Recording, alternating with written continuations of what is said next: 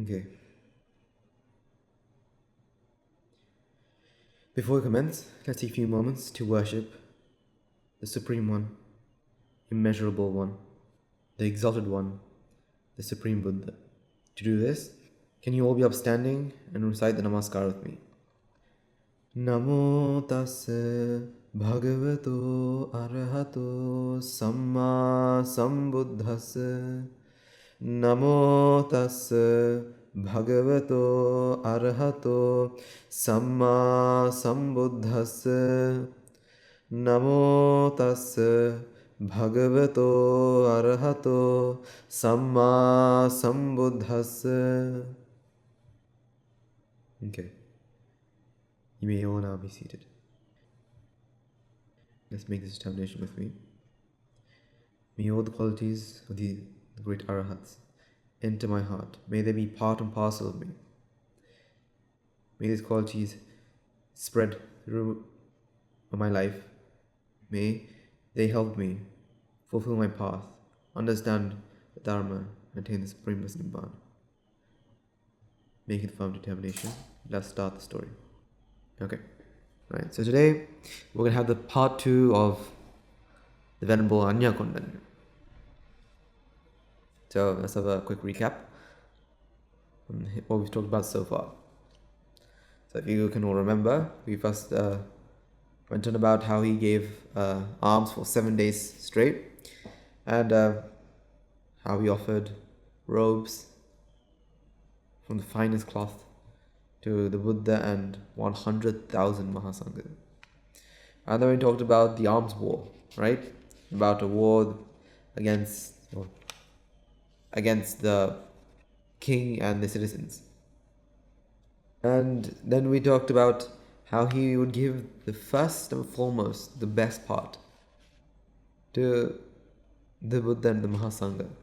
He would give the first and foremost, the best part, to the Buddha and the Mahasangha. And we talked about how doing that helped him to become who he is in his last life.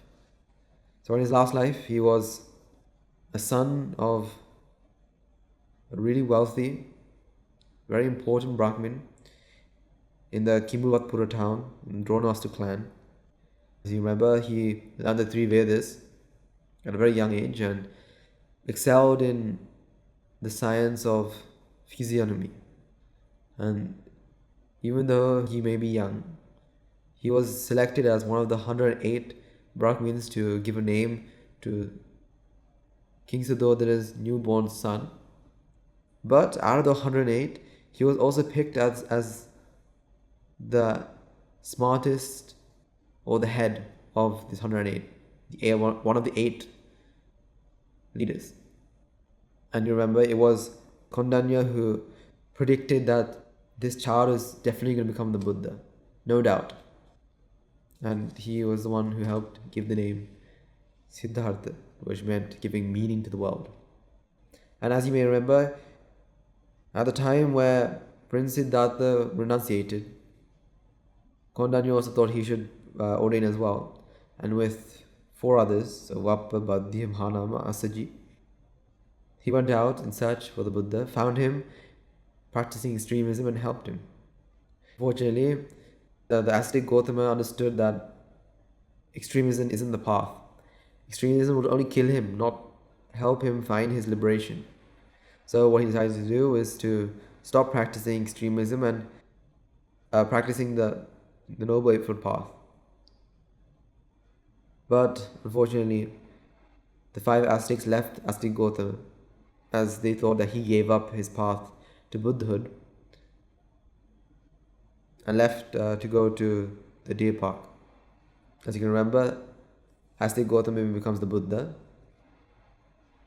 and the first person or first people he goes to see is, you guessed it, the 5 ascetics. And we stopped at the point where Kondanya sat down with the other 4, ready to listen to the sermon. So hopefully on December the 31st,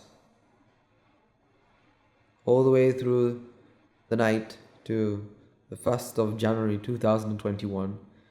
I hope you all were able to join in with the Pith chanting, because we chanted the exact words of the Buddha that helped Kondanya, the Dhammacakkappavana Sutta.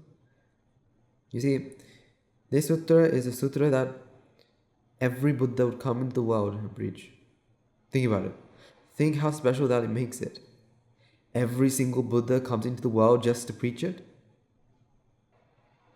The Buddha preached that he had found something that no one else had seen.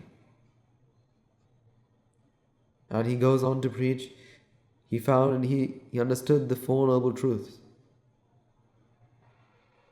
And by the end of his sermon, Kondanya became Anya Kondanya.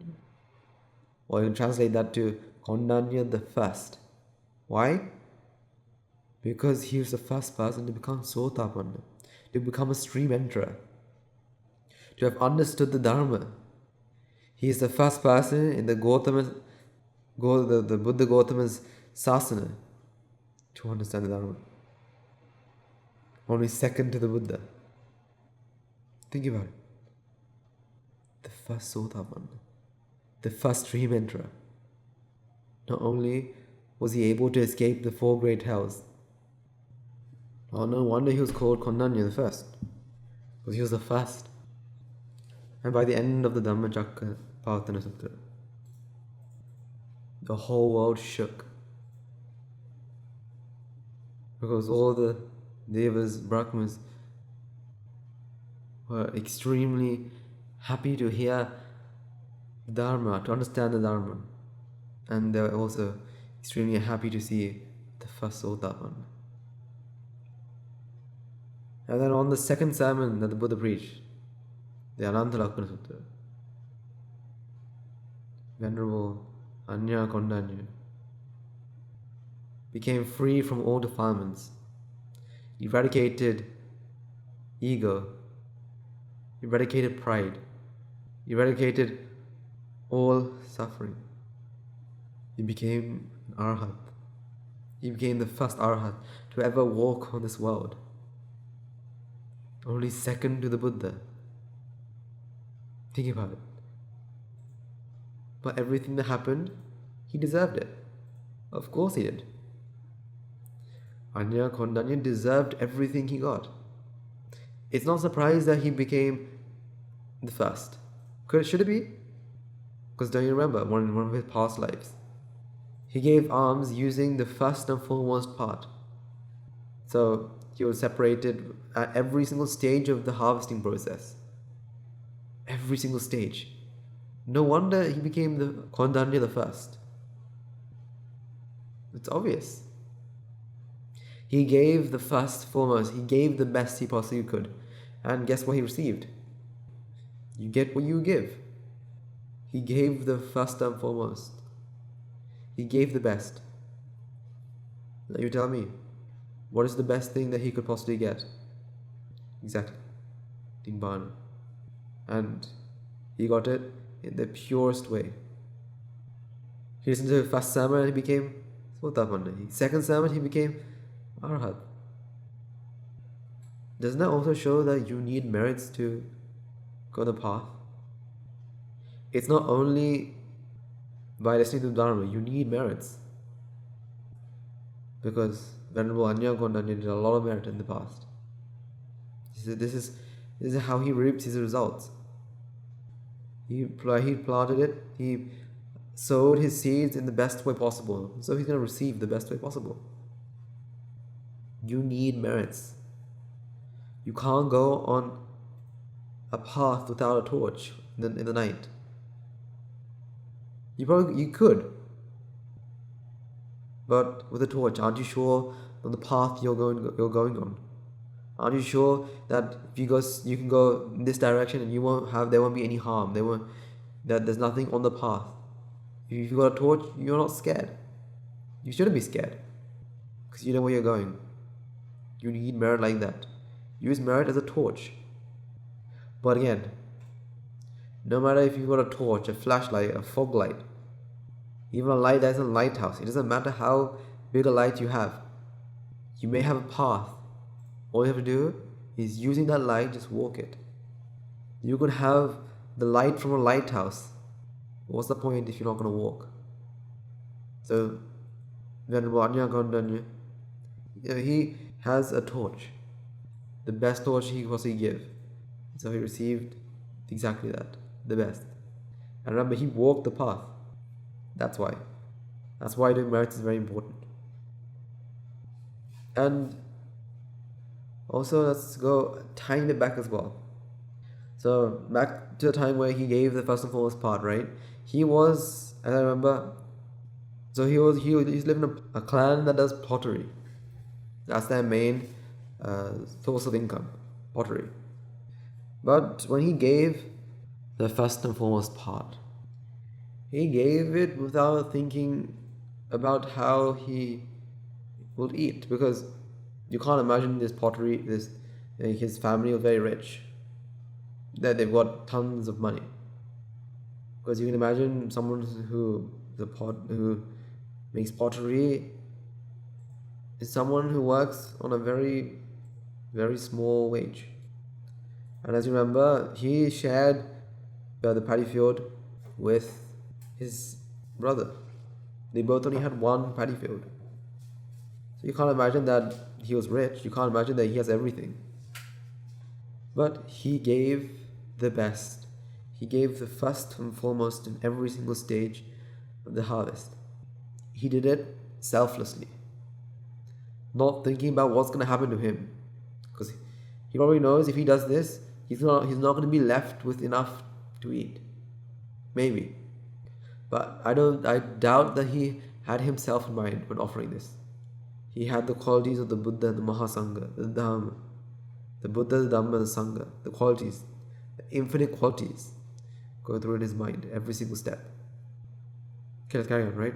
So, Anya Kondanya, Venerable Anya Kondanya was the first Sotapanna, was the first Arahat to ever have touched the world.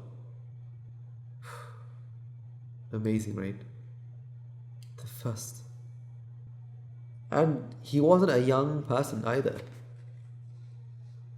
You can imagine by that time he was middle-aged. He was definitely older than the Buddha. Many years older.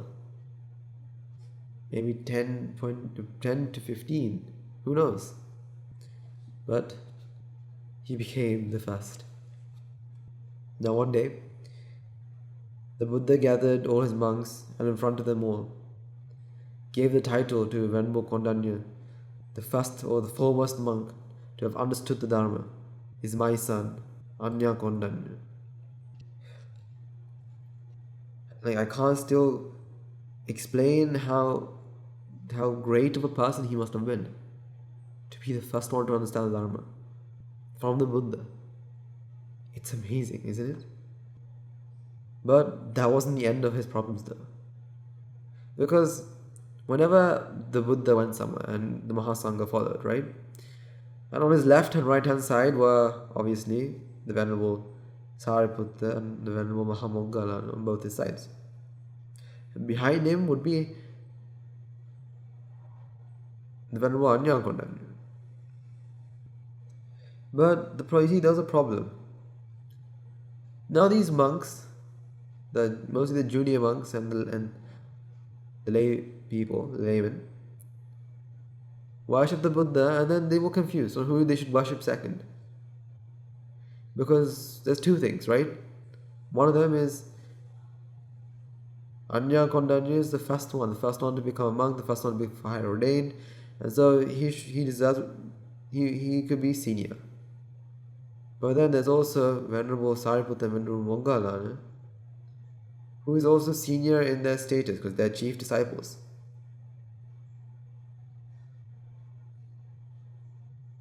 So Anya Kondanya thought about this, what he could do to solve this. Because of him, he feels like that he's causing confusion between people. And so he had to do something to stop it.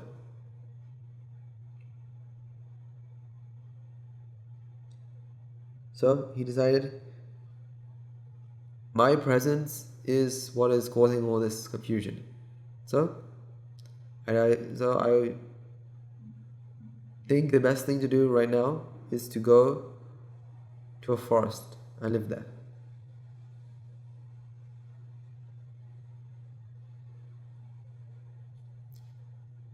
But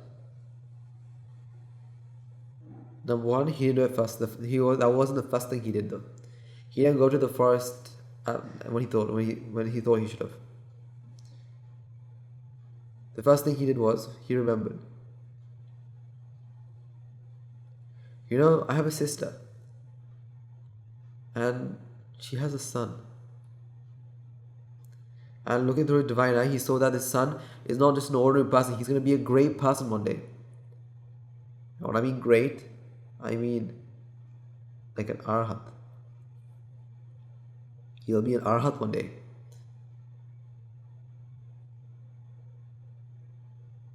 So Kondanya went to his sister, and went to the son, so his nephew, and helped him understand the Dharma.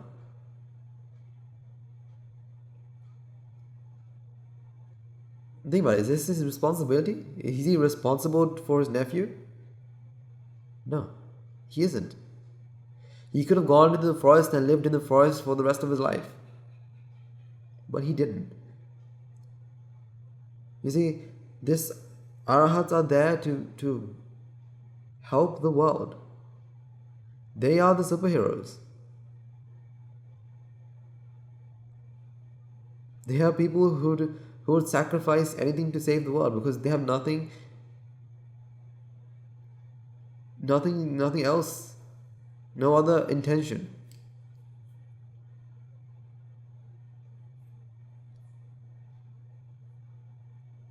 They don't mind if people praise them. Neither do they mind if someone goes and spits at their face. All they do is what is best for the world.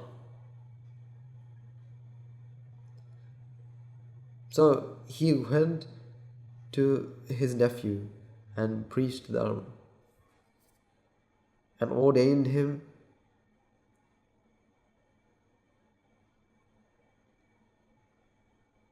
Now he felt like his job was complete. Having ordained him and having preached the Dharma, he felt that his job was complete. Now he goes to the Buddha.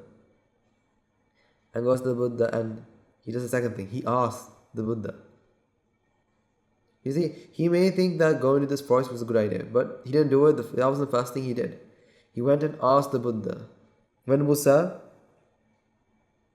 my presence is causing confusion, causing a great deal of uncertainty in the junior monks.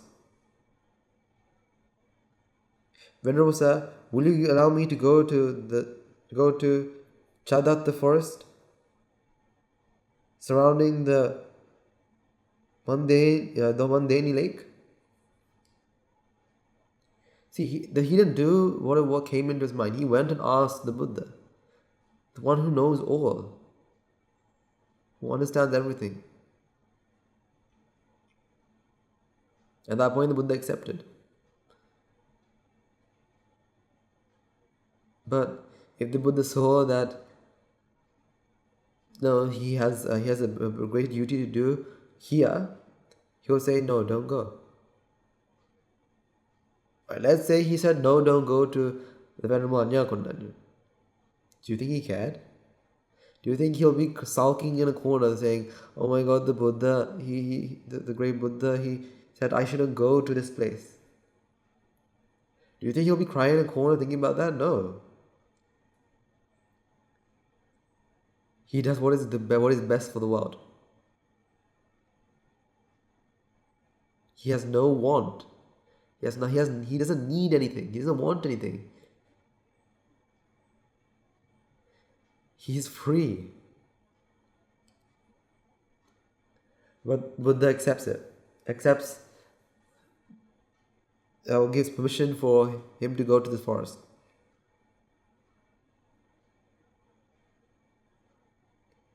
Now here's my question for you. Can Arhat live in luxury? Can they live in...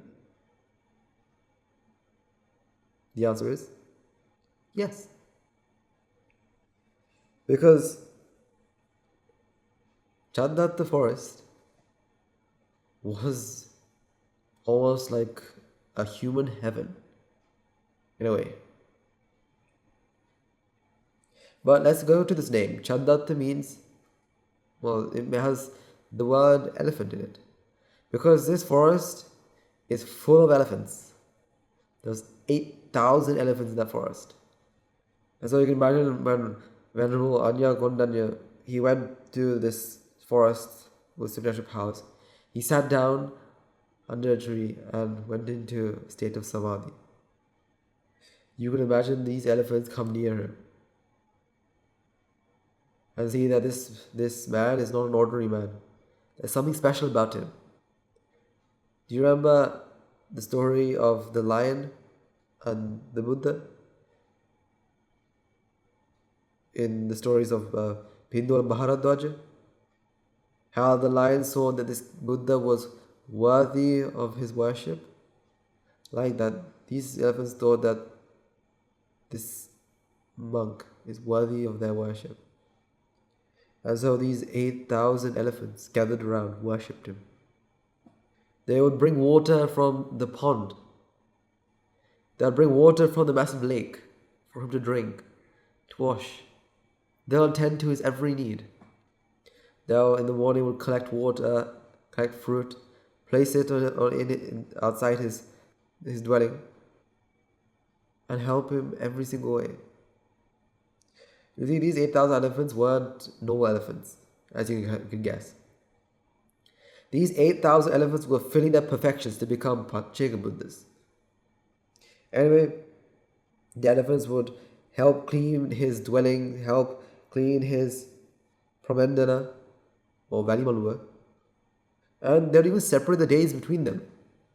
These 8,000 would separate the days between themselves just to attend to this monk, Venerable Anya Kondanya.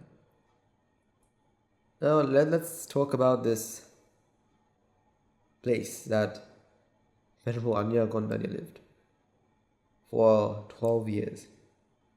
Right? So it is said to be a big forest, and in the middle of the forest there's a vast lake. It is said that this lake was 50 yojuns long and wide. And 1 yojun is 26 kilometers. Which means 1,300 kilometers squared was the lake. And this water, right? It was as clear and clean as crystals, as diamonds, like gems almost. Not a single bit of mud, not a single bit of dirt anywhere. But only in the middle of the lake was there a small colony of algae. That was it. Everything else was clean and pure. You see, this whole lake was only waist deep. It didn't go any deeper.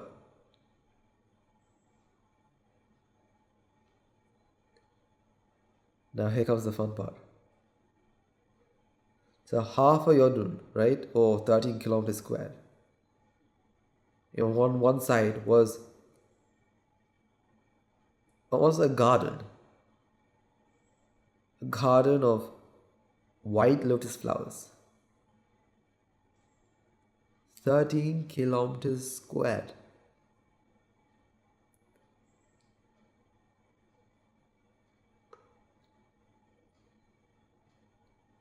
If you want to know how big that is, try thinking of a place That's 13 kilometers away from where you are currently. If you don't know, ask an adult or a parent. Right? And then think about a square that has one edge like that. That has one edge that's 30 kilometers. That was filled with white lotus flowers.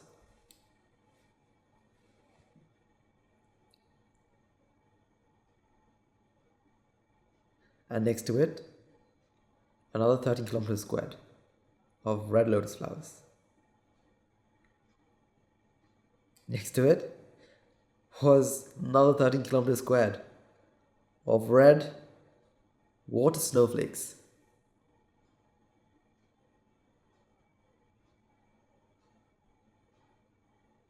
Another 13 kilometers squared. Next to it was a white water snowflakes.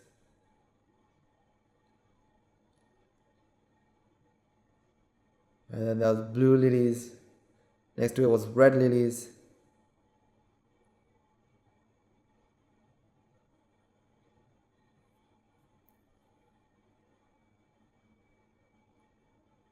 Just so you grasp the idea on how big this is, right? Think of the biggest stadium you know. Whether, let's say, for example, the O2 Arena, or say some sort of football stadium or whatever. Now fill that stadium with your favorite flowers. Or no, not your favorite flower, a flower. Let's say a blue lily. Fill it. Fill the whole stadium like that. How did that? Only part of the pond was just white. White lilies, blue lilies, red lilies, more lotus flowers, these snowflakes, these flowers. Where did that? And on the banks, 13 kilometers squared was fragrant red rice. Next to it was 13 kilometers of gherkins, pumpkins, watermelons, 13, 13, 13, right? And it was a garden of delicious food.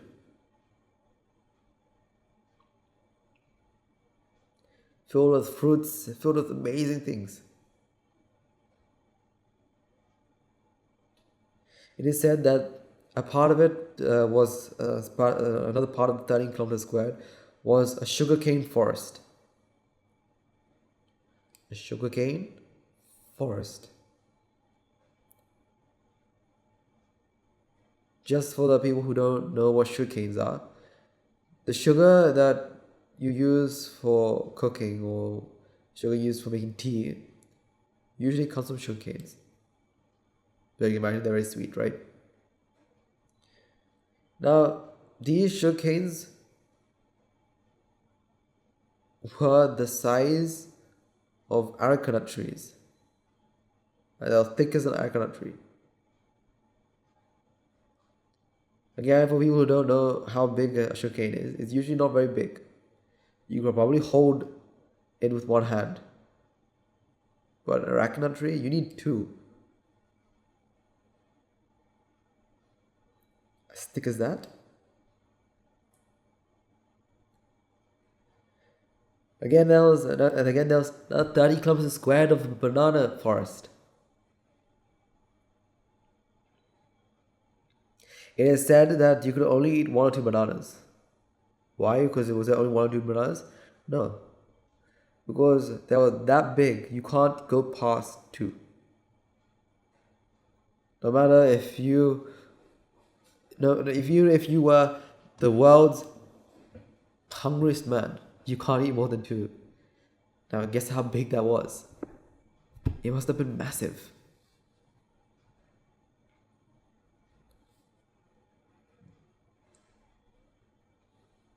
And that jackfruit forest, jack tree forest, where Its fruit were as big as large pots, cooking pots.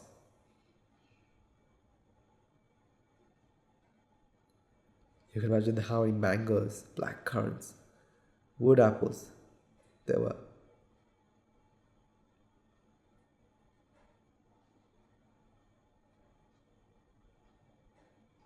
To be honest, this forest had everything that Kondanya needed: food, water, what else? Shelter, and medicines. Obviously, these all have medical properties as well. Don't forget. But anyway, these weren't the only food that he ate, that the elephants gave him either. You see, these lotus flowers, right? In the wind, the stamens will start to shake, again leaving the pollen behind, right? And this pollen used to mix with the water on top of uh, water lilies' leaves and create very thick honey. And in the sun, the candy would, well, the syrup would harden to make candy. The elephants would offer this. They would mix lotus seeds with jaggery, honeys, sugars, and offer it. It is said that these elephants dug a really big hole. And what they would do is they would take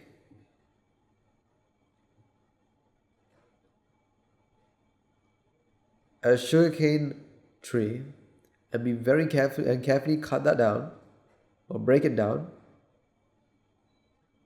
but hold the tree the other way around. Why? You'll understand a bit later. And then they'll go next to this hole and they'll turn the tree right side up. And the liquid, the sugary liquid from the sugar cane will run or drip out of the tree.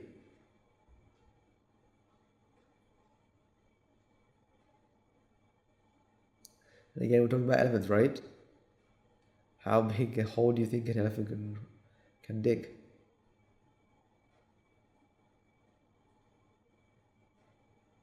They dug a big hole. And not only did they dig a big hole, they used to fill this hole with this syrup. And again, in the sun, it used to harden. And they offer that as well.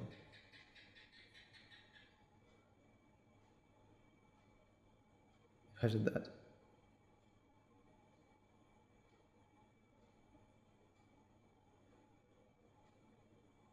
But not only that, sometimes he would go on alms around the forest.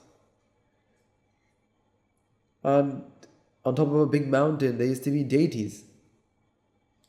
And so these deities would come down and offer very rich, expensive milk rice, and so on and so forth.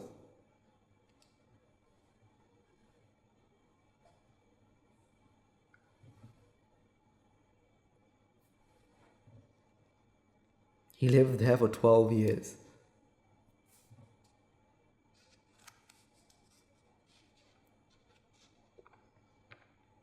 But to be honest, it was almost to an Arahat, but to many people, it will be paradise. This is paradise for them.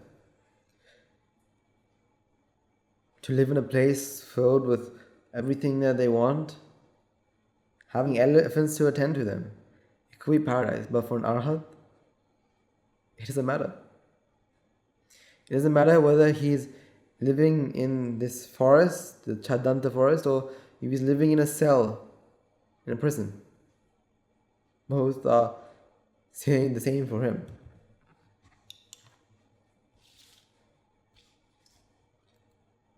Now, see, the question is,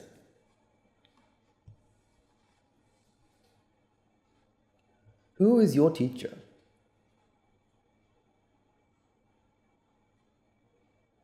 I know we've talked about a lot of teachers in the past with uh, Asuji and all these, right?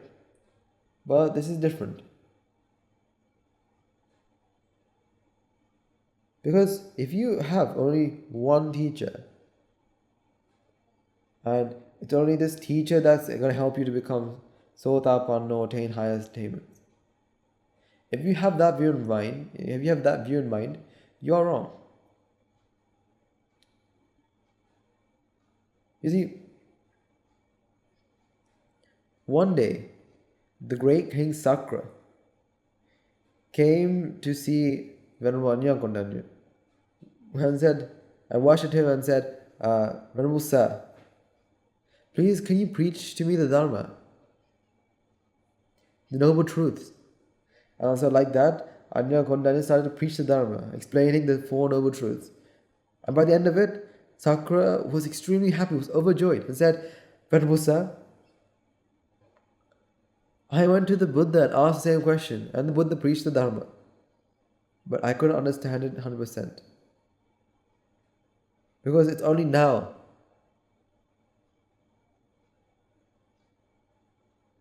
It's only now that I understand it. See? Sakradeva went to the Buddha and tried to listen to him. But he couldn't understand it fully. It's only when he listened to Anya Kondanya's sermon was he able to understand. Now the question is, if a small monk is preaching the Dharma, what do? A. Ignore him. B. Correct him if he's wrong. C. Listen to the sermon. Aiming to become Sotapan. Well, you obviously know there's only one right answer there, right? That's C. It doesn't matter who they are. It doesn't matter what age they are.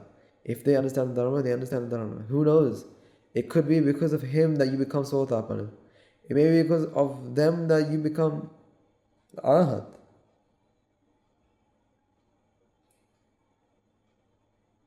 It doesn't matter.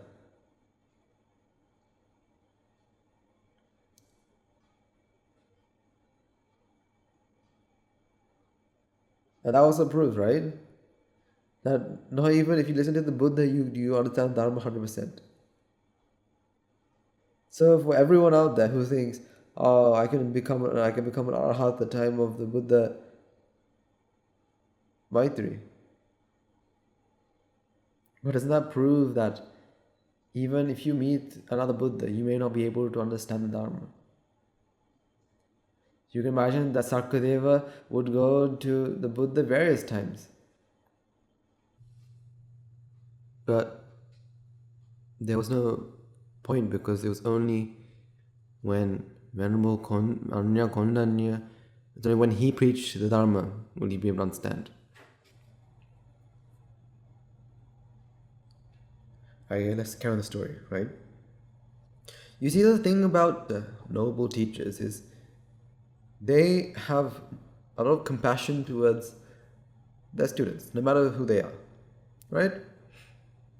Because, like we know, there is no one to blame. And let's say you have a student, right? And you have gone on holiday. Do you check on your student? Obviously not. You like to enjoy your holiday, but this is not the same. This is not what the Venerable Anya Kunyan did. What he did was, even while he was in the forest, he would always look through his divine eye at his students,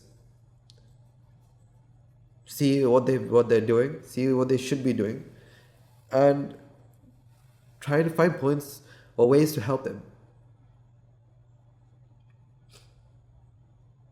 You see, one day while he was meditating under a tree, he saw that one of his students were very lazy, that they were associating with wrong people,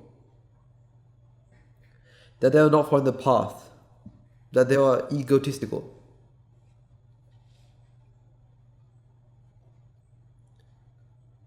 Now, what he did was, he knew that this was his responsibility. So he had the thought came to him that I need to save him. I need to save him before it's too late. So, using his supernatural powers, he leaves the forest.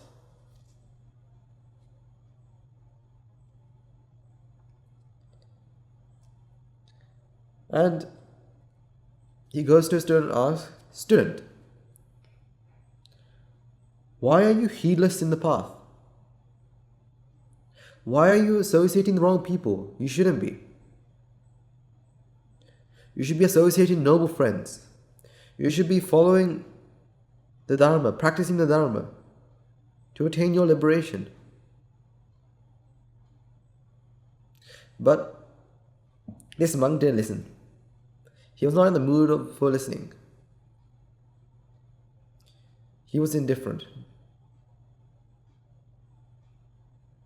It was like throwing a rubber ball onto a wall. It bounces back. Doesn't do anything to the wall. Like that, the advice that was given didn't do anything to the monk.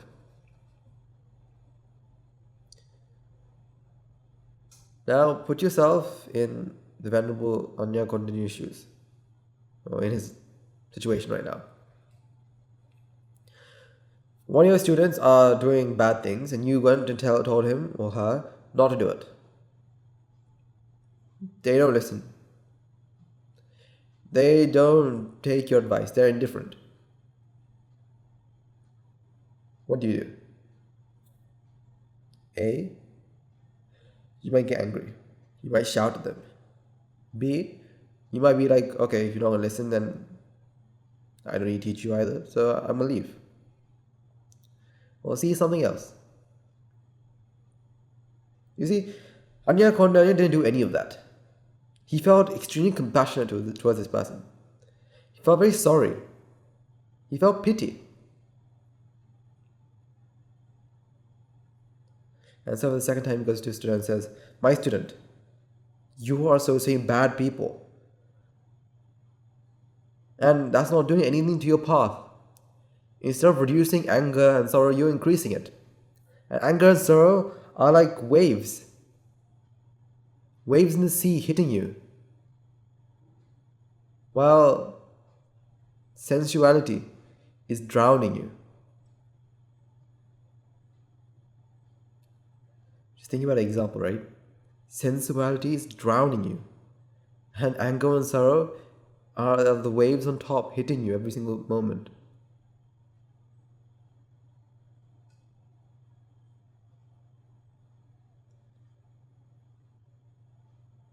Now here's the thing. Can you put yourself in that student's shoes? Are you someone who associates bad people? Are you someone who's lazy? Are you someone that's heedless in their path?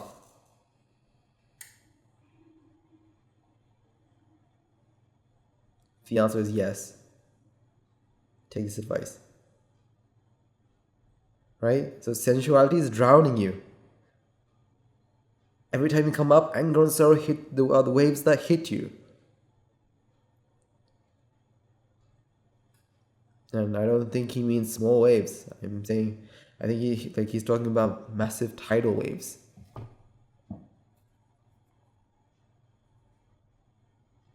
There is no escape.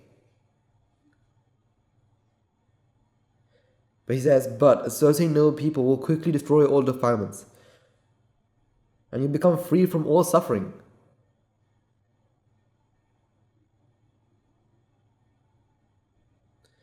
He says, a person who is practicing the path doesn't care how thin he is, whether his veins are showing.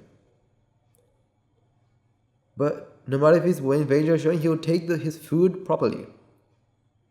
He'll take his food just for hunger, just to sustain his body. Not to fill himself up, not to make himself fat.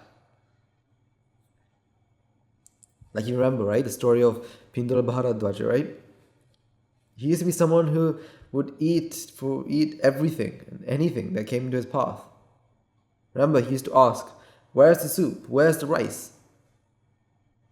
But when he started practicing the path, he ate food for the right reason. And then the Venerable Anya Kondanya says, he may be in a forest, troubled by mosquitoes, troubled by insects, troubled by animals.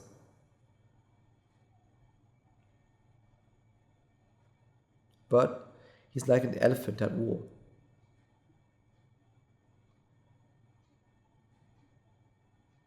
Now, why do you think he uses the term elephant at war? Why are elephants used in war? Right now, people don't use elephants, but in history, people used to use elephants, and the elephants caused a lot of destruction in the army. But why do you think a person who is troubled by all of this, like an elephant at war? You see, when an elephant is trained to go into war, this elephant has only one aim in mind, is to keep moving forward. No matter what obstacle, no matter who, no matter how many archers, how many spearmen, how many swordmen are up front, he is trained to go forward. He will stop at nothing to go forward.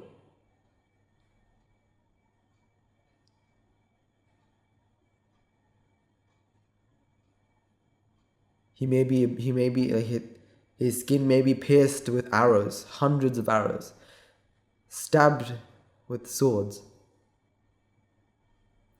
He may be bleeding all over. But an elephant at war is an elephant that's determined. Will do nothing else but move forward. He will die while going forward. He will die by taking one extra step forward, never backwards.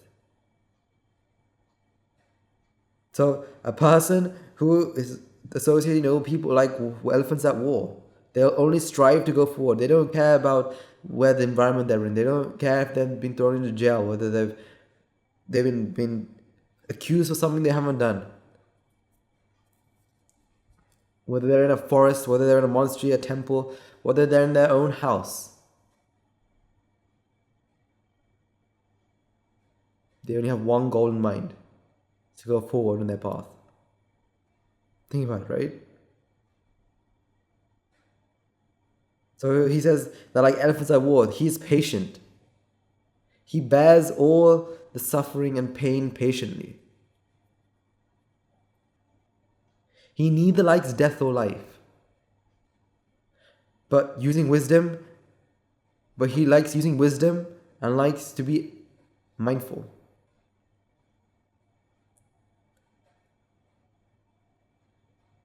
And then he says, I associated the Buddha.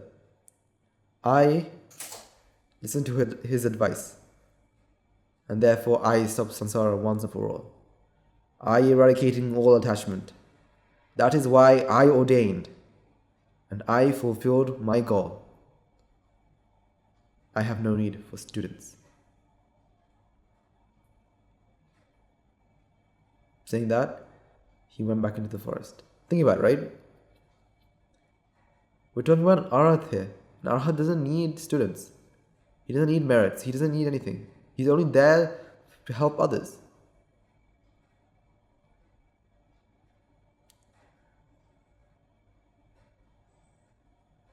So, if you feel that you're lazy, if you feel that you're associating wrong people, take the advice to the heart.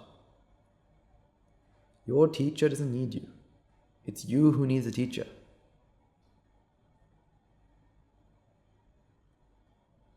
In one way, you're just almost a burden to the teacher.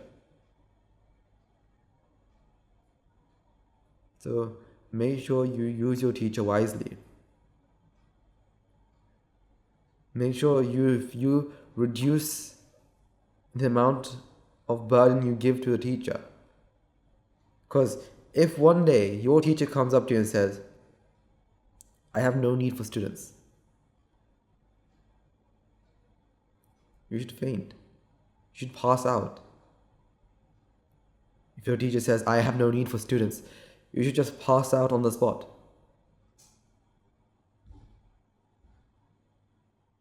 Because that's something big. So you can imagine from that moment onwards, this student strived. He saw his mistake. He saw that he is associating the wrong people. He's doing the wrong thing. He should strive. And so you can imagine he practiced his past vigorously. And you can only imagine him attaining the states, achieving his goal.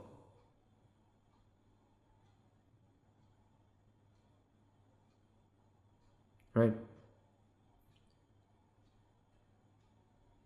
So, within no time, after he arrived in the forest, Kondanya was very old. And so he decided, you're losing his divine eye to see how much longer he's going to live. And so he's not going to live for a long time.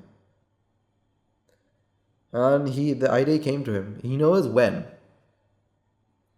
But where is he going to pass away? To be honest, his choices were endless. See, the question is, would you be happy to give a place for an Arahat, or the first Sotapanna, the first Arahat? Obviously. Anyone around the world would give him a place. If he wanted to pass away in Jethavanarama, he has a choice.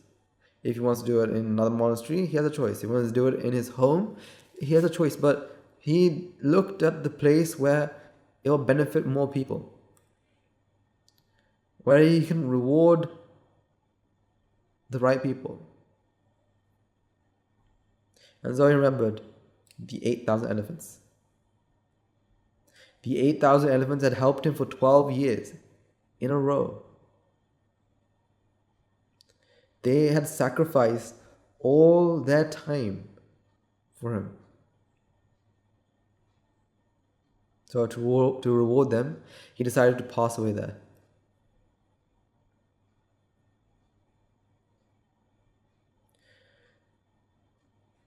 So Kondanya, the Venerable Kondanya, made his way to the Jethavanarama monastery. Now, remember, he hasn't been in this monastery for 12 years. And within 12 years, you can guess, a lot has changed. New monks have ordained. Older monks have moved to different monasteries. May have also not been alive at that time. Who knows?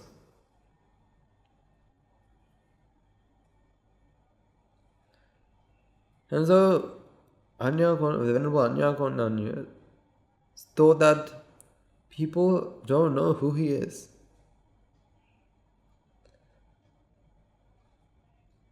People have forgotten about, they don't know who I am. Now, this is not because, he's not saying this because of his pride.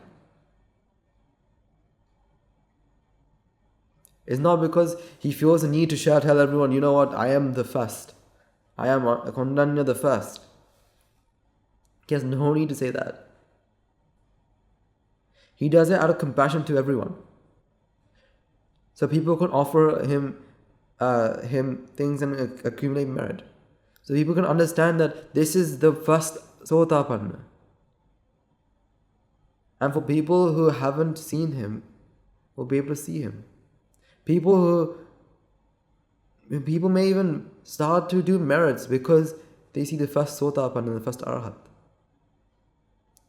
There may have been many reasons, but he goes to the Buddha and worships the Buddha and says, Venerable Sir, I am Kondanya. I am Kondanya. Doesn't he know that? Doesn't the Venerable Kondanya know that the Buddha knows? He's not telling the Buddha, he's telling everyone else. And then a newly ordained monk called Venerable Vangisa goes to Venerable Kondanya and asks, Venerable Sir, aren't you the first one to eradicate all defilements? Wasn't it you who is second to the Buddha? So I want you the second Arahat in the world? In the entire Buddhist ministry? You see what I mean? He did it not for pride, to show everyone, to give them a chance to merit. And so the monk Wangiza says, it has been a very long time. We haven't seen you in 12 years.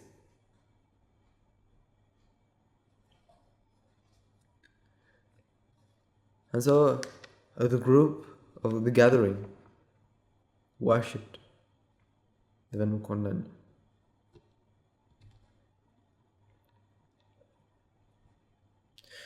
So the Venerable Anya Kondanya told the Buddha, Venerable, O Supreme One, my lifespan is ending.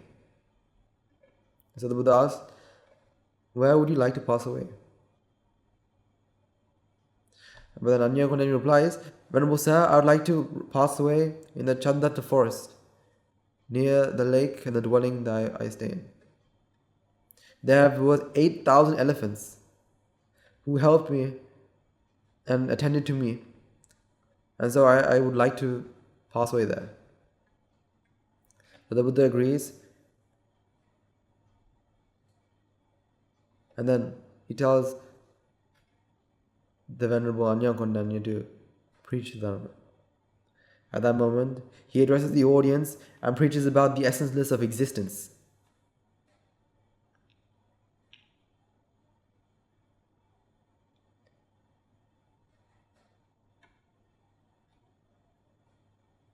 And then he started to give a paean.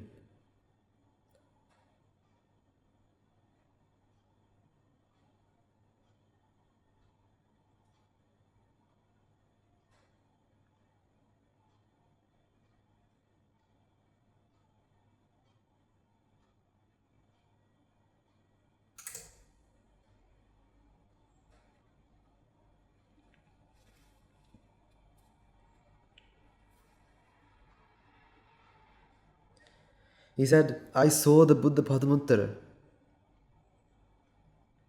I saw that any monsters,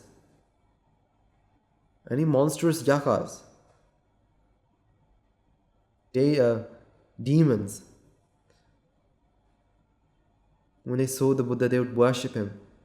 They were shouted out of joy. Shouted saying, I will strive to attain Nibbana. Hearing all this, I gave alms. By seeing my mind, the Buddha had said, I will attain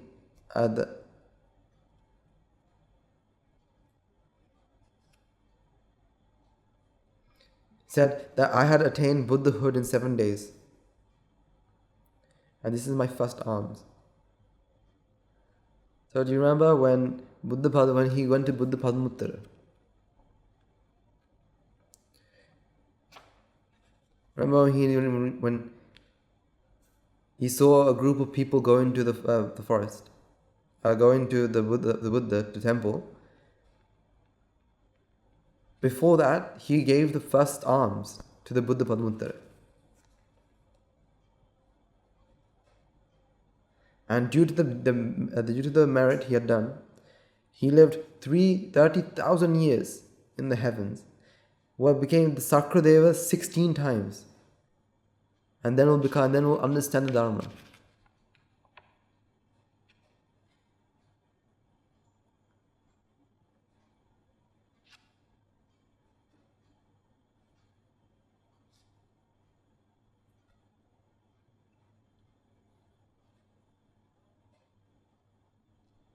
You see, you remember last time we talked about first serve, first come? For anyone who doesn't understand what that meant, I advise you to listen to the first half. We talked about first serve, first come, not first come, first serve.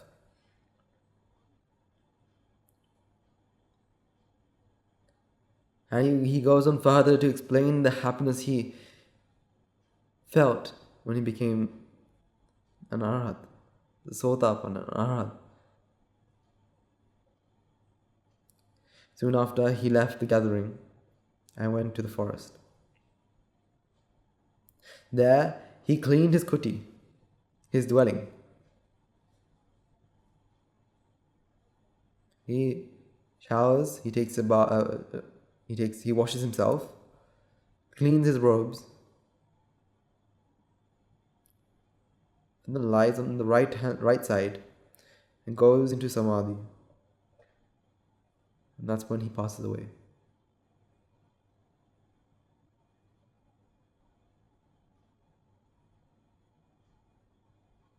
Now, here's the thing, right? The first thing he does is he cleans everything. Why is that? That's a good question, right? Why does he clean everything? Because this is his last life. He's not going to be born after this. He's not going to live another moment after this.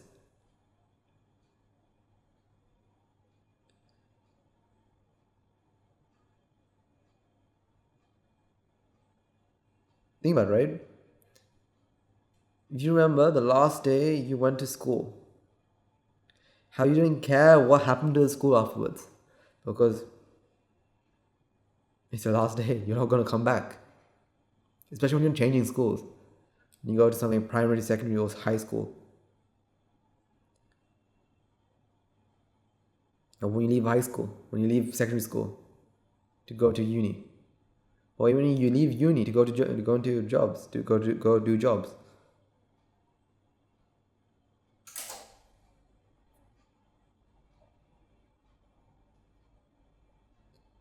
How do you leave the place?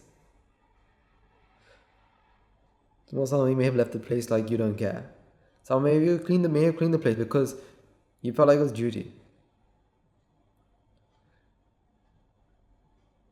But when the Vanya Kondanya did it because you can imagine he did it because he wanted to reduce the burden that he had given the world.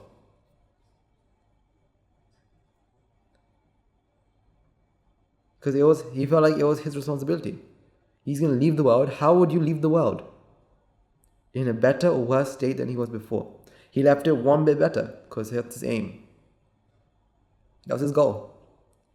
To help the world to make it the world a bit better than it was before. So he cleans the kuti, he washes his robes. You can imagine he did that because someone may even take his robes and use it.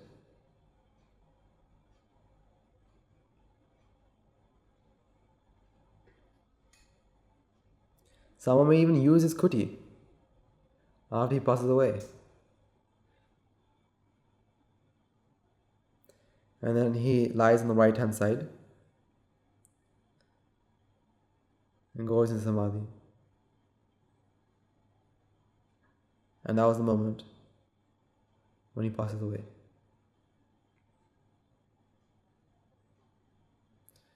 The moment he passes away, like just sending a wave of happiness.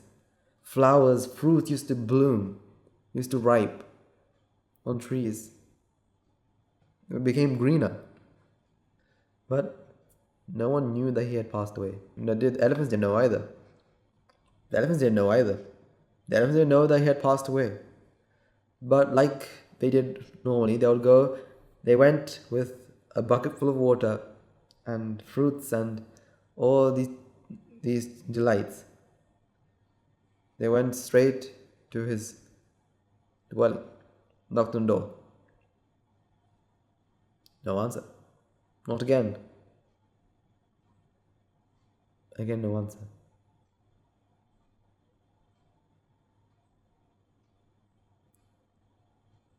Now they're confused. Has something happened to their monk? Has something happened to him? And so with one of them with their trunks, smashed the door, broke the door down. And he went inside to find the body on the floor. Now this elephant stood there. looked at the body. It wasn't breathing. Using its trunk, he checked the pulse. No pulse. Checked the body temperature, becoming cold. Tears started to fall from its eyes. It knew that he's gone. The venerable Kondanya is gone. He has passed away. Then he went out of the dwelling. This elephant went out of the dwelling. I went to visit the fellow monks, and the fellow monks. This elephant went out of the dwelling and told them the venerable Anya Kondanya is dead.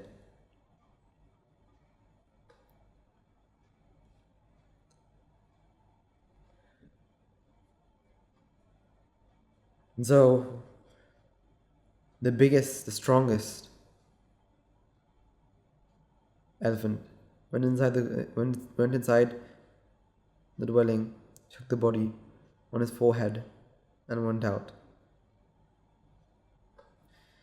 They had a parade throughout the whole forest. They went around the forest.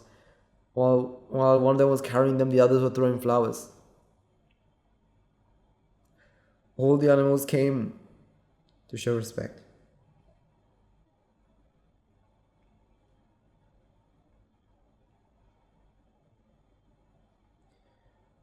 And then Sarkadeva saw that the Venerable Kondanya had passed away and told the deity, the god, Vishwakarma, to decorate the place.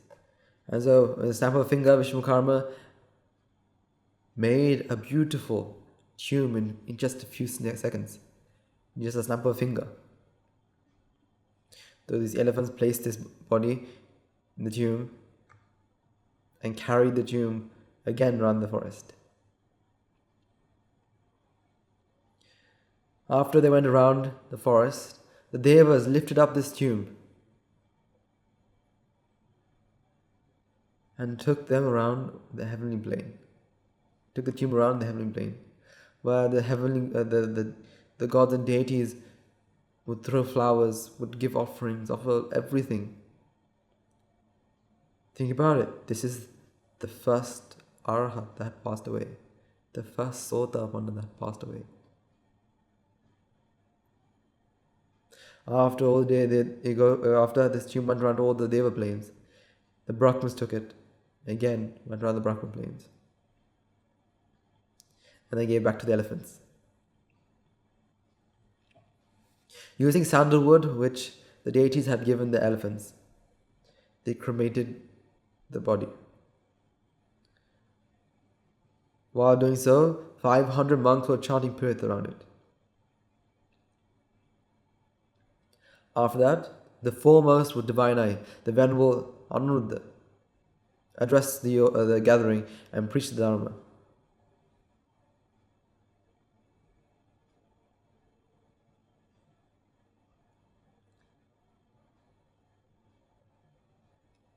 Some of the monks and the devas attained states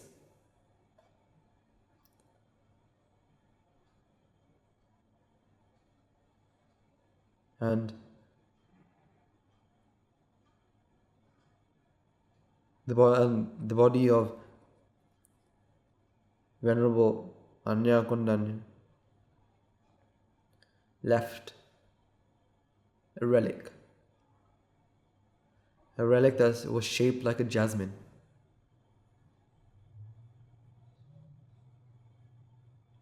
And so these monks took the relic and went to Veluwana monastery where the Buddha resided.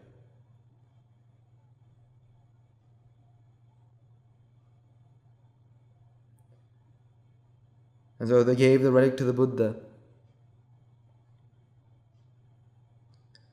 And so what the Buddha did was he held the relic in his right hand, and at that moment, a massive pagoda silver-colored pagoda appeared.